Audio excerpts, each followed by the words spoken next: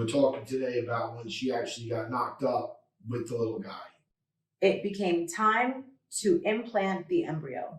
There came a day where after being on progesterone, Tommy had to shoot me in the butt every night for at least a month with progesterone to start preparing my body to think it's pregnant. Because when you don't get pregnant naturally and you're going to get an embryo implanted so that your body doesn't reject it, you start to give the hormones that your body would have naturally started to produce when you get pregnant.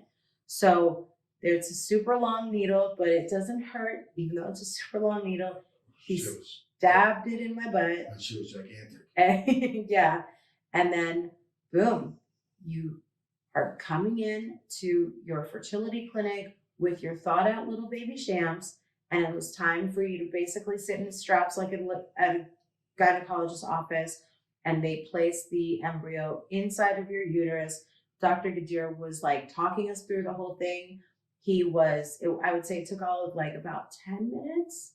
Maybe the whole thing might have taken the prep. an hour. The prep is always longer. The prep was a lot longer than the actual procedure. So in we come the day that we are going to be impregnated. Yeah. By our thawed out embryo. Yes. And I want to talk about one thing that I hear a lot of people say. People talk about coming in and putting in more than one embryo at a time. My doc told me that the survival rate decreases significantly if you put in more than one at a time. So if I had a 70% chance of Shams surviving, by putting in another one at the same time, it drops to, I believe, like 40%. Well, you're not a doctor, but whatever, it drops. I'm not a doctor, and I'm not quoting him necessarily correctly. I'm just saying that there's a fall. There's a reason why most doctors will only put in one, or if he's going to put in more than two, he has to tell you about the risks. And if you are older and you don't have that many chances, you're not going to mess around. You're going to just go conservative and go with one. And the placement of the embryo in the uterus, the more perfect it is, the better. And, we were obviously blessed and graced by God to have a successful placement. Then he basically sends you home and says, go. What are the post-op rules? Go home, sit, go home, rest. Relax. Can't do anything.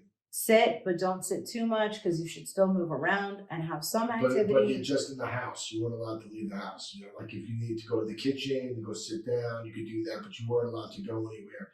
Like it's crazy, man. Like I saw my son be born. You know what I mean? Like I saw it. I saw it happen.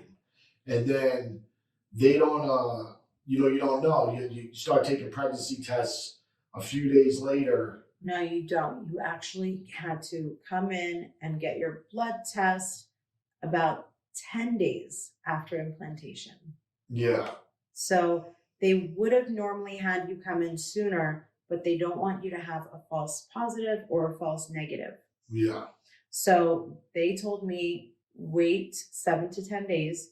And in the meantime, you come back in and get your numbers checked.